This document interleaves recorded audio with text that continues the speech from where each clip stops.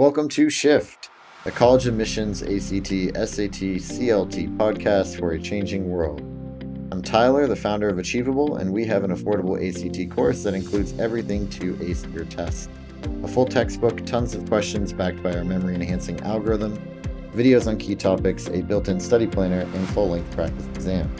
You can get a free trial by going to achievable.me, and if you like it, use the code podcast to get 10% off. Now, let's get started. Today, we're here with two students from Olivia Jones at Impact Tutoring Services. Thank you, Olivia. Maddie and Trinity. And I'd love if you two could just introduce yourselves here before we kick this off. Hi, my name's Maddie. I'm an incoming freshman at Harvard, and I'm majoring in government with a secondary in education. I'm Trinity, and I'll be attending Harvard in the fall as well, and I'll be studying human developmental biology. Fantastic. Yeah, so I think, to start this off, right, I figure you two are pretty excited to be going to Harvard. What drew you to Harvard? Why was it that that was where you wanted to go? I'm gonna be honest, I did not think I was going, and I did not think I was getting in at all. I was planning on going to either University of Alabama or Troy, here in Alabama. So I've always, it's been my dream school kind of forever, since I was a little kid. But I never expected to get in. So that's me. Trinity's got an interesting story. I was not going to apply to Harvard at all. It was not on my radar. It's not where I wanted to go. I wanted to go to Howard in DC. That was my dream school. But I did apply to Harvard, partly because Maddie did, and partly because it's just Harvard. It is a school, and I did not think I was going to get in either. But I did. We both did, and we visited, and I actually really loved it. So I was like, I think I'm going to go here. Very cool. Yeah, it's a little far away from where you grew up, right? So what'd you love about it? I'll go. Well, specifically in my college, what I wanted, I always wanted to go for. I did not want to be close to home at all. So DC was kind of far, and that's why I really loved Howard. Another thing about what I wanted to do in college, I wanted to be in a bigger city.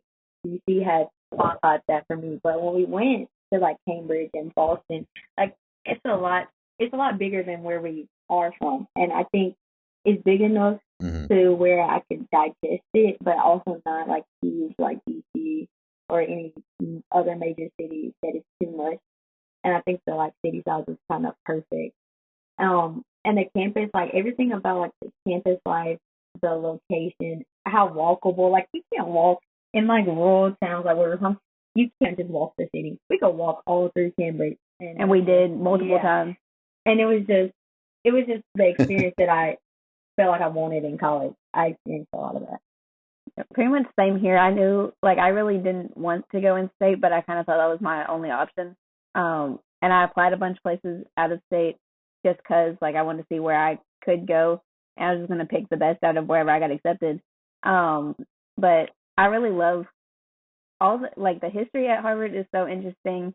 I think everything, it's like a community up there too. Even though I haven't been there, I am not on campus yet.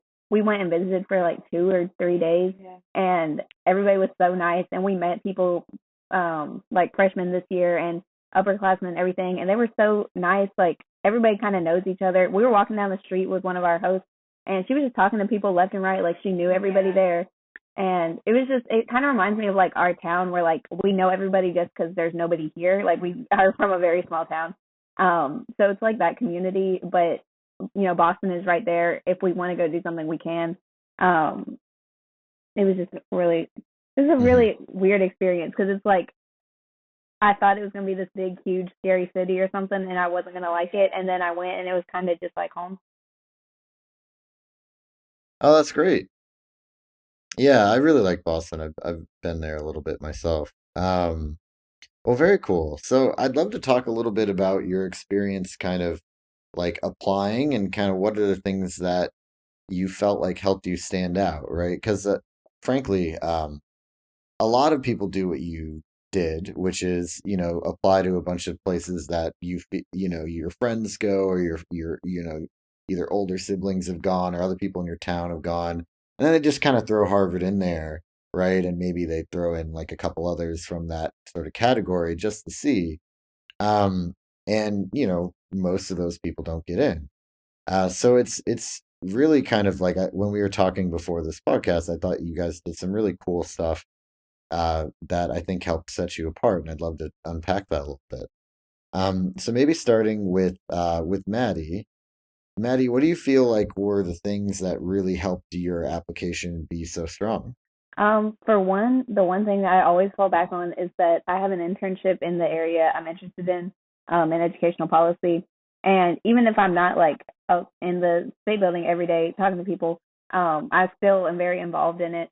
And I feel like just showing that I'm interested in that and I'm going to follow through on it more so than like I have the credentials or whatever, but more that I have done this for 2 going on 3 years and I'll continue to follow through with it. I think made me a stronger candidate.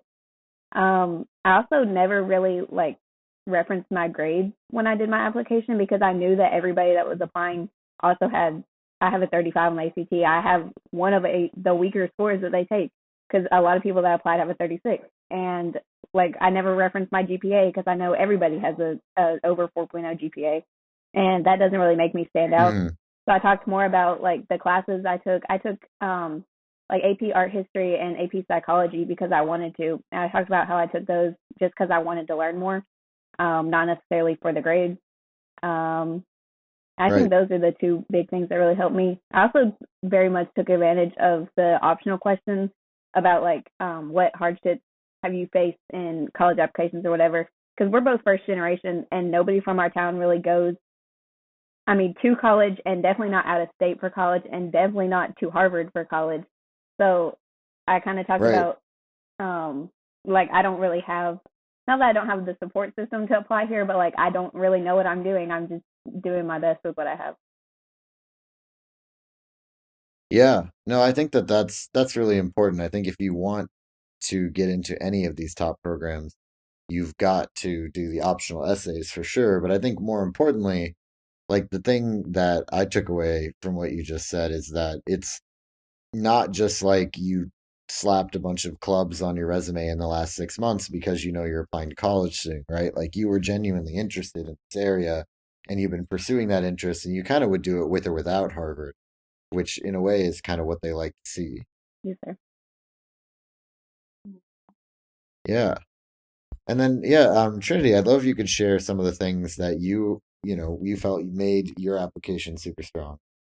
Kind of like what Maddie said with academics, like not being the best, if every single person has the best academics. I actually think compared to every other Harvard applicant, like I think I quite literally may be the lowest, like on the end of academic wise. Like they're kind of lackluster compared to everybody else.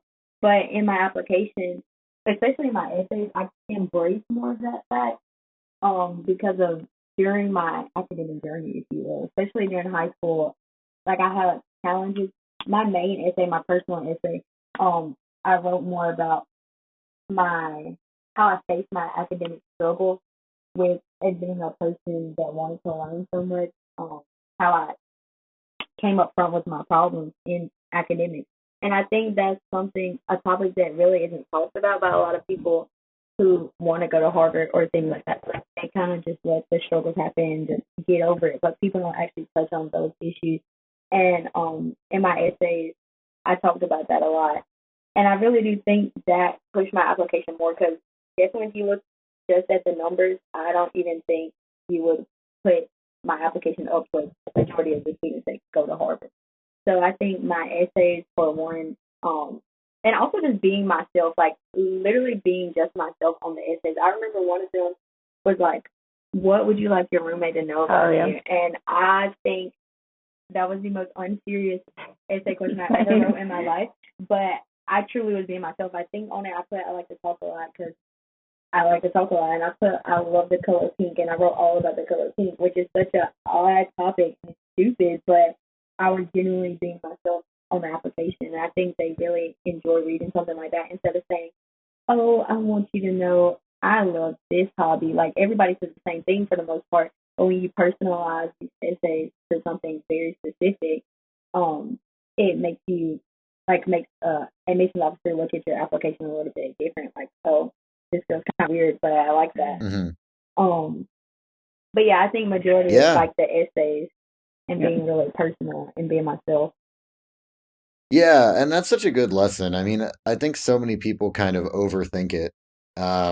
Right? Like they don't think about like what would I actually want to tell my roommate. They think about like what is like the things on my checklist of like I want to make sure Harvard knows that I'm really like good at golfing or whatever, right? Like so they like Yep. somehow create like almost like a fake like not like a fake essay, but they create an essay writing for like a goal as opposed to just like this is how I would actually answer the question in real life if like my friend asked me, Yeah, that's right? very true. Yeah. Yeah, I think especially with the top schools, they're so used to people like over engineering the crap out of it, right? Yeah. That it was probably really refreshing. And also, Trinity, you mentioned in when we were preparing for the call that you also, similar to Maddie, had a lot of like a lot of consistency in what you wanted to do and kind of what you've been doing to further yourself towards that goal. Is that right? Yeah. Basically, throughout high school, like I was in a lot of organizations, all these different organizations, probably every single one in my school almost. But I really stayed consistent on like student government and band and POSA, which is like future health professionals. Those staying consistent and having leadership positions in those, especially like my resume is like very detailed, saying all the things like events we've planned and things we've done with those organizations. I think staying consistent is like a very good sign to admissions officers because they see that you're passionate about what organization you're in.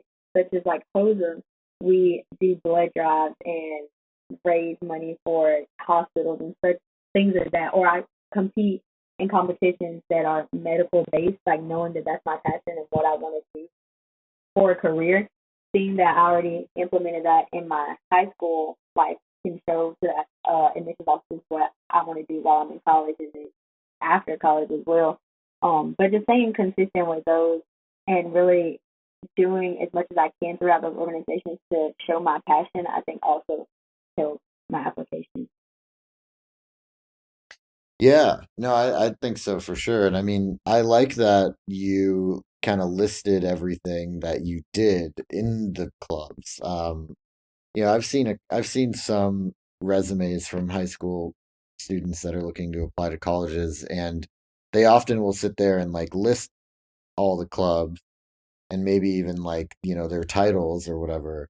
But they often won't talk about what they actually did and why it mattered both to them and kind of like mattered from an impact point of view. So I like that. I think that's a really good tip. And then also, I think when we were talking, you guys talked about how it wasn't like you touched on it, Maddie, a little bit, right? You didn't just focus on the academics when you were trying to write your essays. You didn't you kind of assumed, and rightly so, that everybody who was applying had good academics. So like, why? That's not what's going to differentiate me. So like, how did you both differentiate yourselves in your application from everybody else? I'm gonna be so honest. When I started my application, like when they opened in like August or September, and I didn't submit it until almost the due date, like the end of December, because when I started, I really did like it almost sounded like I had just chat GPT my way into these essays. Like I was like, I have to tell them I do this and this and this, and I want them to know that I know how to write, and I'm going to do it all formal and everything. And I was reading them, and I was like, this is not going to help me at all. Like everybody who's submitting an essay, I realized has the same, if not better, grades than me, the same, if not better, stats than me. They probably do all the clubs I do a lot better. Like that was just kind of the reality of, especially where we live. Like we have so few activities that you can really invest your time in. Like I can almost guarantee the people that I was in the applicant pool with did everything I did and did it better. So I kind of had to like weigh what I do and how it's impactful, at least here. Because if I line up my, like the big thing I did in school was band. If I line up my whole band career with somebody from like a big school in Texas or a big school in California or something, I don't look very significant with that just because they have more opportunities and they do more. And that's just kind of the reality of being at like a Title I school in the middle of nowhere is that you don't really have the same opportunities as everybody else. So if I was just lined up with everybody else in the country applying to Harvard, like I would not get in at all. Um, but I kind of acknowledged that in all my essays, and I wrote about how I'm in band. I invest a lot of time in band, and I've taken advantage of all these opportunities. Like I put out all the honor bands I did, and it was literally every single honor band I think I could do. I went to them. And I talked about student government. I'd been for 4 years, and we had planned events, and we planned events separately.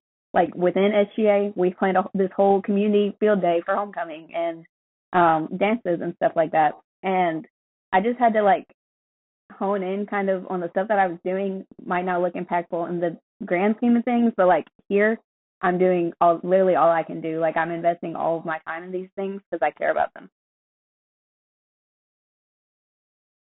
Yeah, I think that's a really like there's so many good points in what you just said, right? The first thing is, if you're somebody that, you're kind of like in a similar situation to you where you're looking up at, the kids going to fancy schools in California or Texas and you're like, how am I supposed to have my resume compete with that?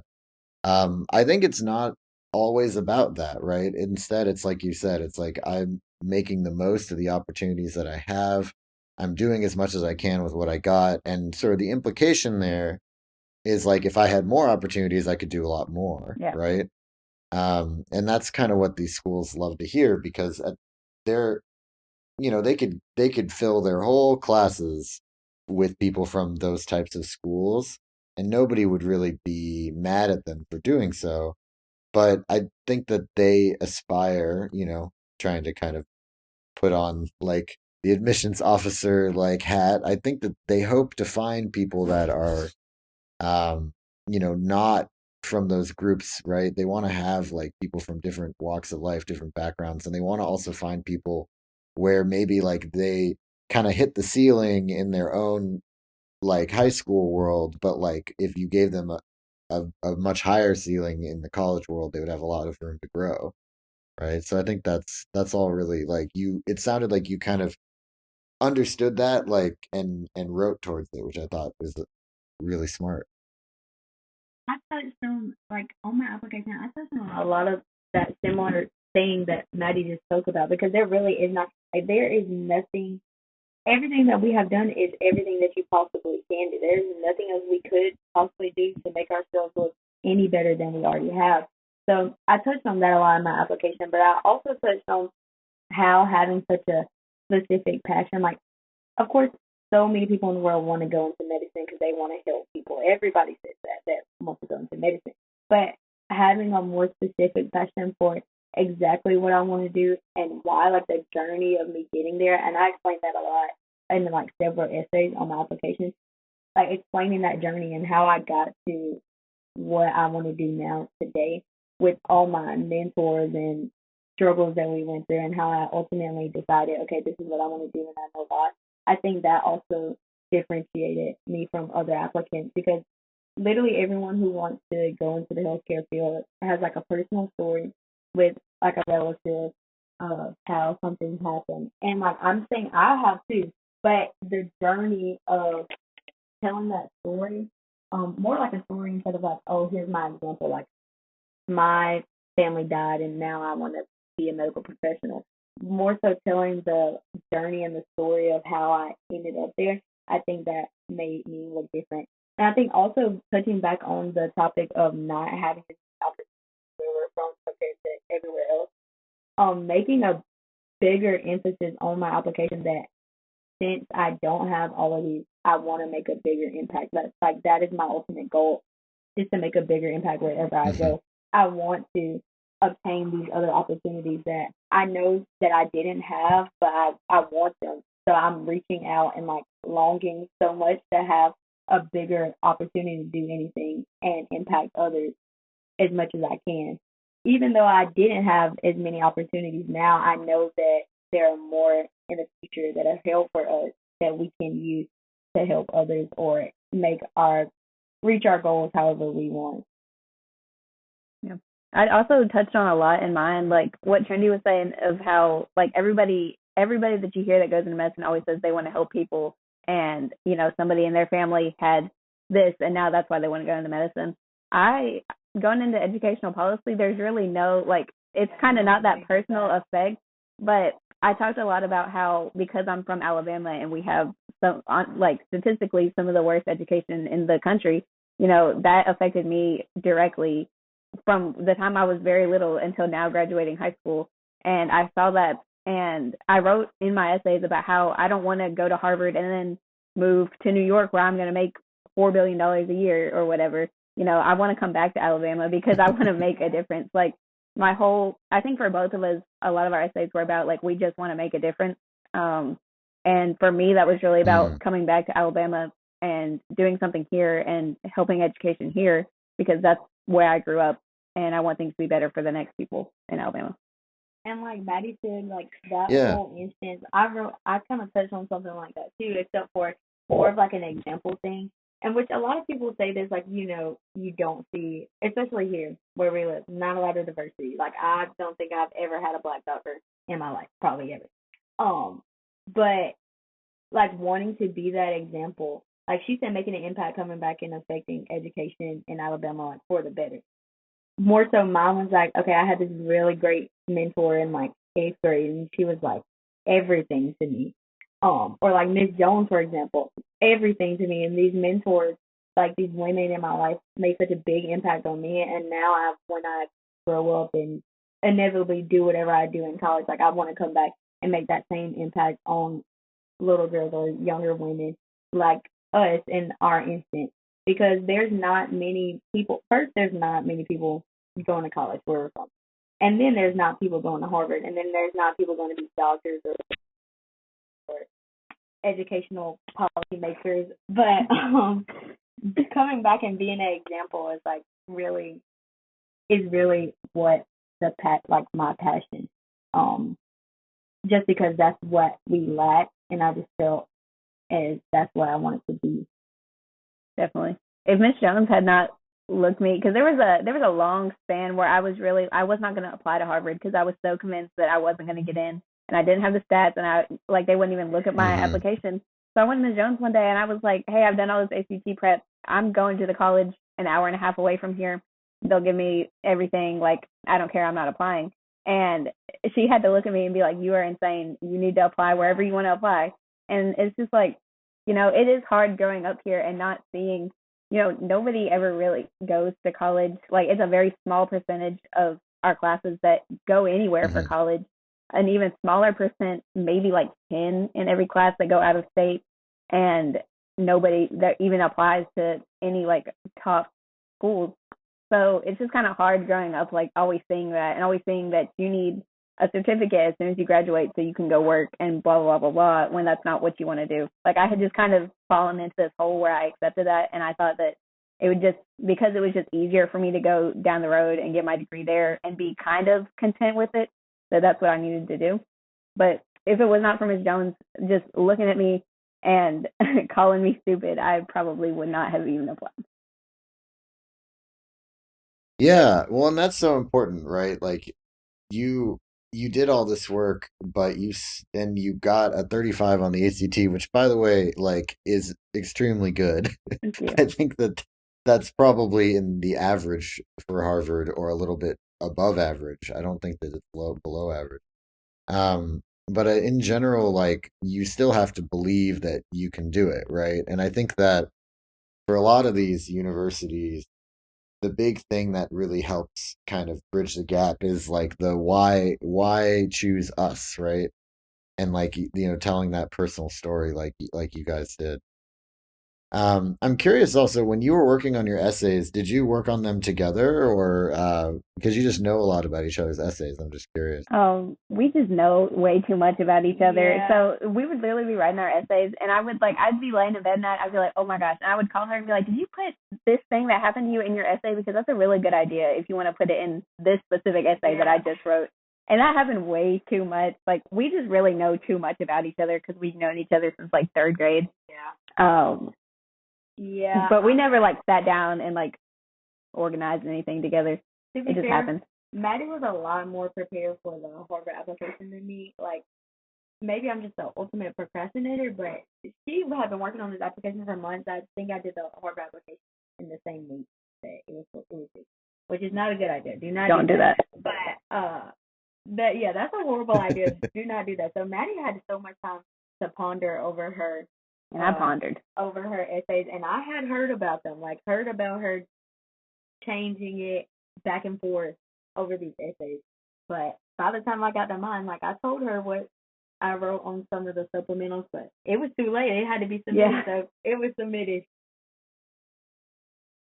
Yeah, that's great though. It sounds like it's just good to have like a sounding board and someone to give you ideas. And I do agree that I think having more time to think about it is better if you can manage it, right? But in general, yeah, just like recruiting your friends to help you, because I think that's something that like at least when I did this, you showed your essay to the college counselor, you showed your essay to your parents, or you showed your essay maybe if you had one to like an admissions counselor, right? Like Olivia. But you didn't like talk to your friends about it. You all kind of like toiled away by yourselves on your applications. And I think that you can get a lot by getting the perspectives of your friends, right? Because they kind of see you from a different way than like your parents would see you, or even like, your admissions counselors, teachers would see you. Definitely. I think we talked about it a lot just because like the whole fall semester I was always writing an essay like every single day. As soon as I got done with my work, I had an essay to write. So any free time we had, like where we were just doing it together, we would kind of talk about them. And I never let anybody edit my essays except for myself because I didn't want anyone to take out something that I knew was really important. So even if like I just needed her to read over it, I would just hand the Google Doc that only had commenting allowed or something, or I'd send it to a teacher only with commenting because I was like so paranoid that they were going to take out something that I thought was really, really important. So I Hmm. think that did help just knowing that like that was all she proofread everything and she told me if she thought it was good or bad, but like she could not change anything on my application. Yeah, I think that's a really good idea, actually. I think part of what happens with, especially like your parents, but even with like counselors and teachers, is like they mean well, but you know, like they're not authentically you. And so their idea of what's important is probably a lot closer to like that generic essay that we kind of Definitely. like Yeah. talked about earlier, right? Like it's not your authentic voice and your story if other people are basically like writing or editing parts of it for you. So I think that was a really smart idea. I think it's kind of weirdly different for me and Maddie because we've been doing so much of this. Like, of course, we've been best friends for more than half our life, but we've been doing this academic related things for like ever since we got in high school, like together. Like, who do you know starts ACT prep with their best friend? I forced her That is to. so. That's like the nerdiest thing ever. But who starts ACT prep in the ninth grade with their best friend and then become like obsessed with the ACT Yeah. and To the learn point all we about it? went to go speak at a conference together about from ACT, went to this ACT conference, spoke together about how we done ACT. Like it's so nerdy, but it's just you really just gotta bite the bullet and be a nerd sometimes. Yeah. And I think we just connected so much Yeah. over, like, especially academic, like, besides being friends, I think we've connected so much academically that at this point we know. Maddie probably could predict a supplemental that I would like for a college. So, yeah. Yeah, that's fantastic. And Lyric, also, shut I the mean, hell up. something that I think Who is is that? actually Gage? kind of Gage, smart shut the is hell up. as much as, I'm not going to recommend everybody start preparing for the ACT in ninth grade or anything like that, but like it does give you some perspective on like the stuff that you're learning, right? Like, people are nerdy about all kinds of stuff now, and there's some people in your class probably that are really nerdy about like Fortnite or Call of Duty, and that's fine. But, being really nerdy about this test can give you some real life outcomes, right? So, and then also for me, like when I was in school, was learning geometry or whatever, and I was like, okay, I mean, when am I gonna like make a sphere? Like, what is the point, right? But you start taking the ACT practice test, and it starts to like you're like, ah, this is why, right? Like, this is relevant, Yeah. kind of. Especially with ACT in like ninth grade, where we were literally learning like the shortcuts on how to do stuff before we learned the math. So I remember sitting in calculus this year and being like, wait a second, I saw this on the ACT and I didn't know how to do it, and it made me so mad. It made me so mad. That's funny. Yeah, and also the other thing is, I think you guys did both start pretty early in sort of you knowing what you wanted to do, right? And then like pursuing things related to that. Um, and I thought like that definitely helps. I think certainly, if you see a resume where they do nothing until junior year and then they do like 14 clubs, like you kind of know what's going on.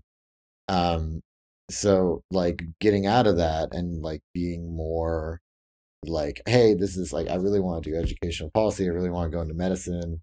I'm like I've known this, and for a while now, and I'm gonna like start getting involved in things when high school starts. I think that does give you an advantage for sure. Definitely. I will say one thing about us is like we both know the general stuff we want to do. Like I've kind of always know that I want to do like humanities, maybe law, but I didn't know that I wanted to do educational policy until like 2 years ago when I started doing student voice stuff here in Alabama.